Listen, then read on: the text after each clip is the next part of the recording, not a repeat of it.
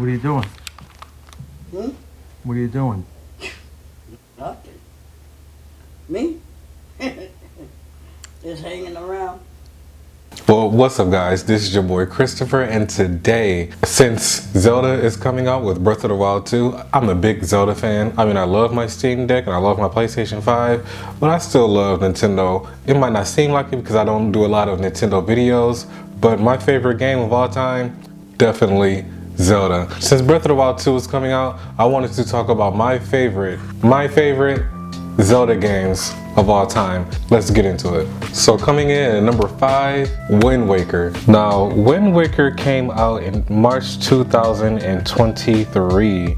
The game is set on a group of islands in a vast sea, a departure for the series. The player controls series protagonist Link as he attempts to save his sister from the sorcerer Ganon, and he becomes embroiled in the struggle for the Triforce, a sacred wish-granting relic. Aided by allies including Captain Tetra, an incarnation of Princess Zelda, and a talking boat named the King of Red Lions, Link sails the oceans, explores islands, and travels dungeons to acquire the power necessary to defeat Ganon. Wind, which facilitates sailing, plays a prominent role and can be controlled with a magic conductor botw called the Wind Waker. Now, Wind Waker came in number 5 because, I mean, it's really dope. There are a lot of Zelda games, so mentioning the top 5 just because it comes in number 5 doesn't mean it's not fun. I love it personally because I love the colors in it. It was a different take on it. The gameplay was just like really cool, especially for the time, what came out in 2023. So that was pretty much after Majora's Mask. So Wind Waker was definitely dope. Some people say it's like their favorite. It's very different. I love the whole boat selling thing. I love the wind. And it was just a whole different take on it. It really shows like the diversity of the Zelda games, how they're taking place across different dimensions and different timelines. But really for me, I think my favorite thing about this was the graphics and the colors for it, especially if you get it on a higher system than it was on, which I know you can get on the GameCube, and I think, if I'm not mistaken, you can get it on maybe the 3DS or the Wii or the Wii U.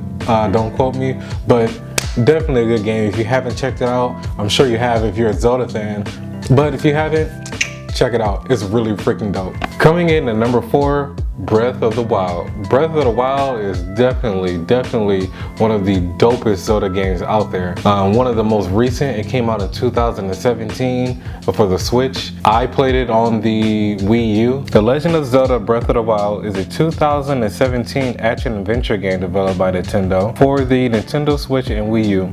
Set at the end of the Zelda timeline, the player controls Link as he sets out to save Princess Zelda and prevent Calamity Ganon from destroying Hyrule. Players explore the open world of Hyrule while they collect items and complete objectives such as puzzles and side quests. Breath of the Wild's world is unconstructed and encourages exploration and experimentation. The story can be completed in a non-linear fashion. So yeah, when Zelda Breath of the Wild came out, I played it on the Wii U and it was still like really freaking dope. And playing it on the Switch Lite, I never had a Switch. I played it on the Switch Lite as well multiple times. Definitely one of those games you can play multiple times. You probably want to start over or just make sure that you have 100% of the game. So this is one of the newer ones right before the new one that's coming out. So looking at how they took a step in a whole different direction as far as like making items, having items break, it really brings out a whole different side of Zelda. Some of the fans I noticed is like a love or hate relationship, I want to say, because it makes the game harder. It's really nice to see like the whole, like I said, a whole different timelines of Zelda. So seeing this version of like Link and Zelda, it's just like, wow, like how far can they really take this? And it's just like, sometimes you might think, okay, this is corny, because I mean, you kind of look at stuff like Star Wars where they build upon different layers of timelines, and after a while we're just like, okay, like you guys are doing too much. But one thing I like about Zelda is it's still like a very mysterious kind of realm where you don't know too much about it, and the storylines are actually like really dope. So I love the writers for this, so I really love Breath of the Wild. It was a really dope take on Zelda and definitely one of my favorite. Okay, coming in at number 3, Twilight Princess. Oh my god, when Twilight Princess first came out, I mean, I literally could not wait to get this game. Definitely like one of those games to where I literally probably spent my last dollar on this game just to play it. I got a whole bunch of snacks. I got me some party favors. I mean, I spent so much time playing this game. It was just so dope. Twilight Princess came out in November of 2006. There was a GameCube version and there was a Wii version. The story focuses on series protagonist Link, who tries to prevent Hyrule from being engulfed by a corrupted parallel dimension known as the Twilight Realm. To do so, he takes the form of a Hylian and a wolf, and he is assisted by a mysterious imp named Minda. The game takes place over a century after Ocarina of Time in an alternate timeline from the Wind Waker. The story for this is like so dope because it's in the same realm of Ocarina of Time, and it was like so dark. It was like moody, grungy. The colors were like so dope. Like the graphics were so different than Ocarina of Time and Majora's Mask. It just gave like a kind of like grown-up feel about it. They were actually talking about stuff that happened in Ocarina of Time where people had forgot about the things that Link did, because the things in Ocarina of Time, they actually didn't happen because he went into the future to prevent it. It's really dope, like how they do their storylines, how there's different links off of different timelines of the actual storyline. So in different Zeldas or whatever. To me, that take is just like very genius because it leaves them room for possibilities.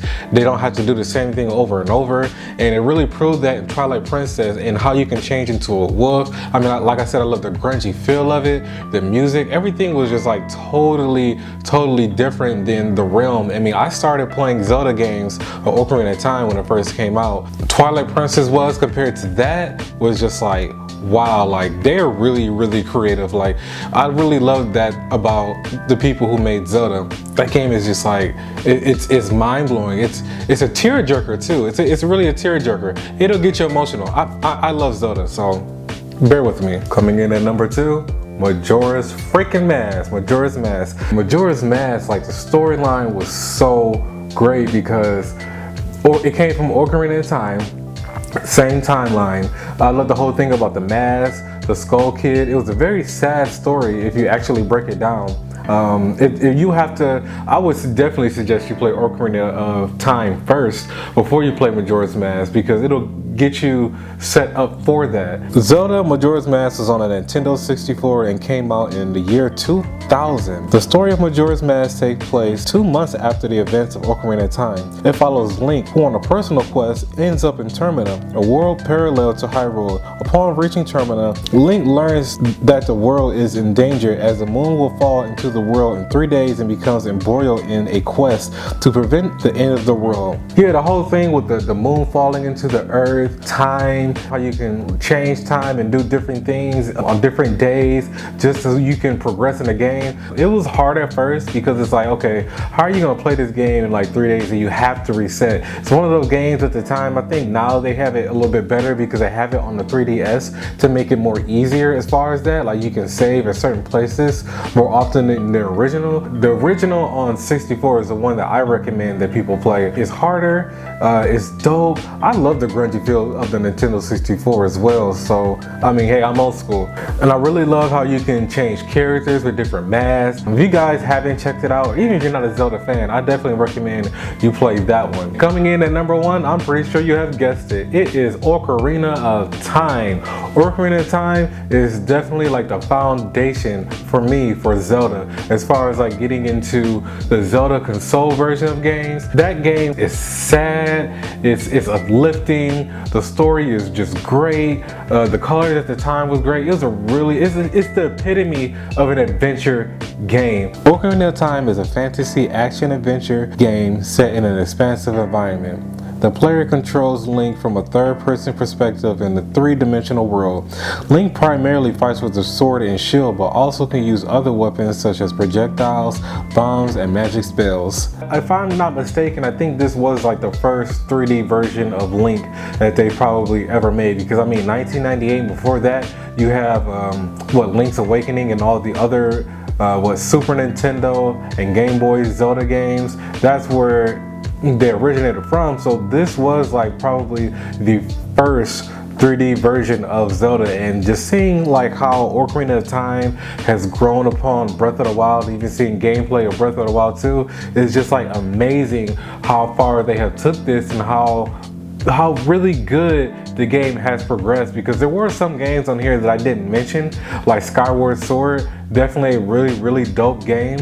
I love it. I didn't mention that because these are just my personal top favorite. So don't kill me. I know a lot of people's are different. A lot of people I know actually don't have Ocarina of Time or Majora's Mask even in their top 2, which is fine because some people grew up on the 2D version of Zelda, which is fine. But my personal favorite is the console 3D version. That's why I haven't mentioned the other games that were available for Zelda, because there really are some other really dope games, some really dope 2D Zelda games out there. So with that being said, hope you guys liked the video. I know this is something different, but I do want to get into more game reviews, or maybe just making my top favorite games for you guys. I know I do it for the Steam Deck. I'm gonna do it for other consoles that I know and games that I do know that I definitely recommend. So, okay, I talked enough. Hope you guys are staying safe, staying positive, and staying woke.